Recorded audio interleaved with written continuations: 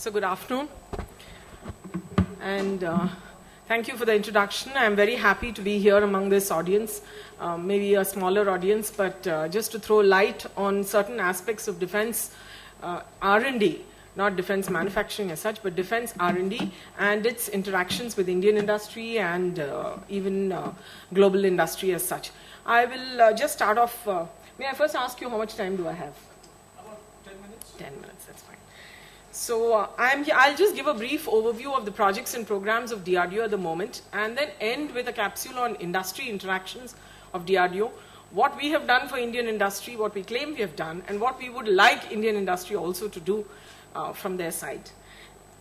So this is just an overview of the systems and technologies which DRDO handles. For those of you who are unaware of DRDO's role as such, we are a wing within the Ministry of Defense of the Government of India, and we look after the R&D of systems, products and technologies which are required by the Indian Armed Forces. We are a conglomerate of about 50, just over 50 labs and establishments spread across the country, each working in an area of core competence in roughly over 8 technology domains. And these include from missiles and strategic systems to aeronautical systems, electronics, computer sciences, right up to microelectronics, naval systems, land systems, perhaps the entire gamut of defense requirements. We have over 50 labs, about 7,600 scientists, and we work with an annual budget of about 10,000 crores, of which roughly 65 to 70% is devoted to development of new systems and technologies. This gives an idea of the growth profile. DRDO was born in 1958. We are over 50 years old now. We grew as a small inspection agency with a budget of 3 crores in 1958 with about a handful of labs, and today we are 53 labs, a budget of about 10,000 crores. And we first started out in the first decade as an inspection agency, moved on to technology generation in the next decade, and then went on to in the 80s and 90s we took up the design and development of major systems, products, platforms. And today we are in a position where we are also doing international collaboration with complementary work share with some of the global majors in areas of mutual interest.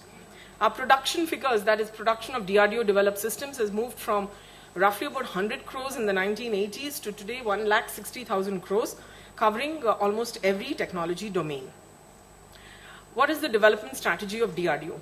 DRDO projects and programs are governed by 2 main factors. One is the Armed Forces long-term technology integrated perspective plan, and our own global forecasting, our technology forecasting, which we do looking at global developments and our understanding of what should be the next generation systems.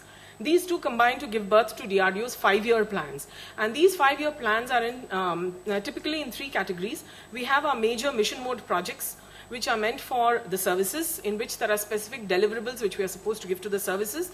They are normally, typically, they take about 10 to 15 years' time, and they are normally in the category of major systems, platforms, and sometimes at subsystem and product level. Here we operate with TRLs which are sufficiently high, for which we should have already done the technology development. So the second category of our projects is technology demonstration or technology development projects, wherein we do these projects for ourselves just to establish our credibility and our credentials in a particular technology level. And this does not involve any deliverables for the armed forces, and it's just a couple of prototypes which are developed. And these, after that, feed into the major mission mode projects for the services.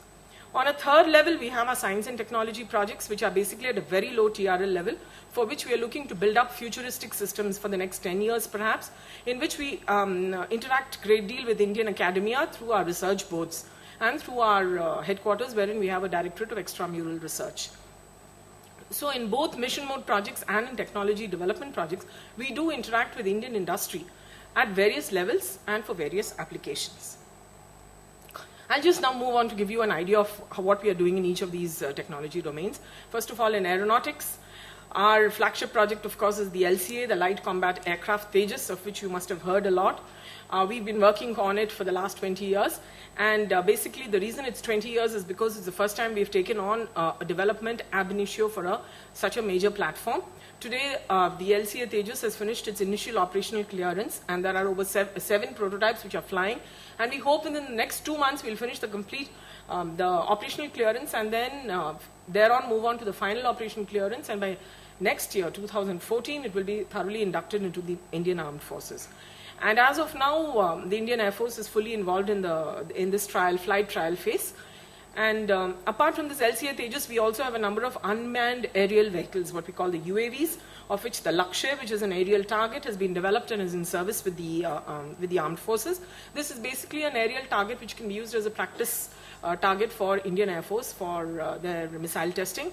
Then we have the Nishant, which is a 4.5-hour unmanned aerial vehicle which is used for surveillance and recce. This is again in production. Moving on from Nishant, we've gone into Rustam, which was a 12-hour UAV, which is again used for surveillance and for recce. And this we are hoping to give to our paramilitary forces for LIC operations. We are now working at the next generation 36-hour endurance, high altitude endurance, which is called Rustam 2. Now, in the area of mission computers and avionics, we have pretty much covered the entire field, because some of the even Russian-made aircraft are now flying today with computers and avionics which have been developed by DRDO. In addition to this, we have lighter-than-air systems, that is aerostats and balloons, which are again used for surveillance. This has been developed and is in various stages of trials. The latest program which we have undertaken is this Airborne Early Warning and Control System, which is on an imported platform, an Embraer, and this is meant for long endurance surveillance and reconnaissance, and it will also have some amount of electronic warfare components built into it. As a result of all these technology development programs, we've been able to develop these key technologies in the area of flight control laws for unstable aircraft, open architecture, mission avionics, composite structures, and a whole lot of avionics for combat aircraft. Moving on to our next major area, which is the missiles. We actually consider our entire missile showcase as our pride, because we have covered the entire gamut of defense requirements, both in the strategic and in the tactical family. In the strategic missile family, we have the Prithvi class, which is Prithvi 1, 2, 3 of various ranges. The BrahMos, which is our supersonic cruise missile. Then we moved on to the Agni class, which was Agni 1 in the 1,000-kilometer range, Agni 3, 3,500, and later in the final half of last year, we had Agni 5's launch of 5,000 kilometers. We are looking towards induction of Agni 4 and Agni 5 in the next 2 years.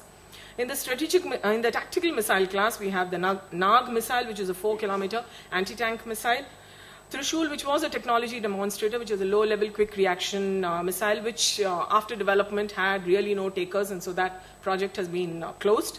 Akash is our medium-range area defense missile system, which covers a broad area of 25 kilometers for air defense. And then we are now working, these are all developed, and they are in various stages of production. We are working on Astra, which is an air-to-air missile, and a long-range SAM, surface-to-air missile for naval applications. And the final part of this entire missile showcase was our ballistic missile defense program, in which we have already demonstrated interception at both exo and endo-atmospheric ranges, and we are now hoping to consolidate our position and take it into the induction phase. A number of technologies per force had to be established, because these are areas in which we do not get collaboration. So a lot of technologies in the area of re-entry vehicle structure, twin engine liquid propulsion, and all those listed out here have been developed in-house. Now, electronics and computer science becomes per force a very essential component of any of our platform and system development. But on its own, it also has its own standing, because it has built the entire family of radars for defense applications, ranging from a very compact battlefield surveillance radar which a soldier can carry on his back, right up to the very sophisticated 250-kilometer target acquisition radar, which is used for ballistic missile defense. So the radar entire range, we claim self-reliance in radar technologies. We also have developed, which is very important for us, is the electronic warfare family. Again, electronic warfare requirements of the Navy and the Army have already been developed. It's the Samyukta and the Sangraha programs, which have now been handed over and are being used by our services. And as a result of these main product developments, we've again developed a number of technologies in this area, including high accuracy direction finding, high power jamming, multi-channel receivers, etc. We also, DRDO has a number of labs which work exclusively for naval applications, because we have a huge coastline to guard and the Indian Navy is a very valued customer. So there are labs which are working very specifically for our naval applications, specifically in the areas of sonars, which is the sensing system, and torpedoes, which are the attack systems. We've also moved on to, we've built a whole range of sonars for the Indian Navy from various platforms, the submarines, the ships, And now even for torpedoes have been built in various classes, the lightweight and the heavyweight torpedoes. We are now working on an anti-torpedo system, which is the Marich, which is now in its final user trials, and we hope to see the induction of it very soon. Another area, of course, is in our land systems, combat vehicles and engineering. The MBT Arjun was the flagship product here. This has been inducted into the services after a very long, protracted, not so much the development phase, but a very long, protracted evaluation phase, wherein it went through a whole series of trials, and now 124 tanks are with the armed forces. We are now working on MBT Arjun Mark II, which has a lot of upgrades from the Mark I version, and this has been developed, completed, and is currently undergoing user trials, or rather it's supposed to begin user trials later in the next couple of months. Then in addition to it, we have a lot of bridging systems, a lot of launcher systems in which there has been a strong component of participation of Indian industry. And we hope to, at some stage, transfer this completely to Indian industry and then, move back from this particular area. So in addition to this, we've got also the Pinaka, which is a multi-barrel rocket launching system, which is a multi-rocket launching, which is again been, this is one major program product which was in fact taken up by Indian private industry. Larsen & Toubro and Tata Power, it was a kind of a benchmark of its time, because the first time it moved away from the ordnance factory, and we pushed for Indian private industry to get into this particular segment. Today they have already delivered. First 2 regiments have been operationalized. We're looking for next level of orders. The Indian small arms consisting of Ainsas rifle and all the carbines, etc., are already in production. A look at, just to recap the whole thing, major systems which have been inducted: Army, Navy, Air Force.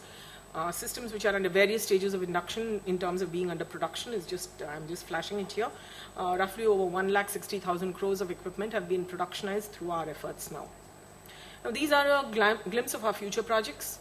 We intend to work on advanced surveillance platforms, both for UAV, as I've said, for which we've already started work. We are working on the next generation combat aircraft, hypersonic air vehicle technologies, working in high Mach range. Extended air defense and the ballistic missile defense capability and directed energy weapons will be key areas in which heavy, very technology intensive systems will be required to be developed.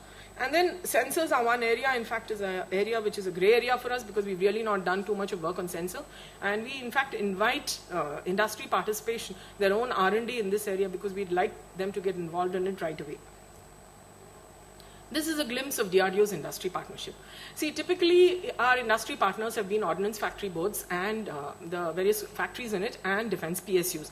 But over the last 2 decades, that is in the course of the IGMDP, the Integrated Missile Development, and the LCA program, we have very assiduously quoted the efforts of Indian private industry. And today, as you see, we have 40 public sector units, 30 major private industries, and over 800 industries covering the medium, small, medium, and small-scale industries who have worked with us in our development programs, and we have done our best to ensure that their work is carried on to the production phase also. DRDO industry partnership, our role in industrial growth has been, that is, we've identified industries for development. We have taken up these industries for outsourcing some of our tier 2, tier 3 products. We have allowed them the use of DRDO infrastructure so that they do not need to invest in infrastructure. We have also brought out some GOKU models for pilot scale production, and we have also in certain sectors created production infrastructure in these industries. So today we have moved up. As you can see, we've moved up in various, from the 1970s when there are about 50 industries used only for build to print. Today there are over 800 industries in various categories where they work to our specifications or they do their own design. In various categories they are available for use by the Indian industry. Now some new initiatives which are required to enhance this DRDO industry partnership. We are looking for creation and establishment of national design houses in the area of aeronautics, propulsion, long-range radars. And because today we realize that design and production should go together, ideally we're looking for a system house wherein both can work together. Maybe certain segments dovetail together in the area of especially propulsions, long-range radars, advanced materials and composites. We have also set up, DRDO is for the first time set up in the IIT Madras Research Park, the Research and Innovation Center, wherein we'll work with Indian academia and with Indian industry together to seed some of the products for our requirements. We have identified certain products which we need for our use, and we are hoping, this is something very new, and we hope to see the fruits of this in the near future. We are also looking for creation of additional capacity. This is something, of course, the government will have to do for in our defense PSUs. And we are looking for acquisition of some critical technologies just to jumpstart the whole technology development schedule through the offset route. And now, because for this, we are looking to Indian industry also to invest in R&D. Available in our DRDO website are technologies which we need. And I would invite Indian industry to take a look at it and see whether they can start working, putting in a little amount of R&D of their own efforts, and once they brought it up to some level, they can always come to DRDO and we take it up to the next level of TRL, and so that it goes into a product. And of course, in the next phase, we are looking for establishment of a commercial arm for marketing some of our products. With that, I'd like to end. Thank you very much.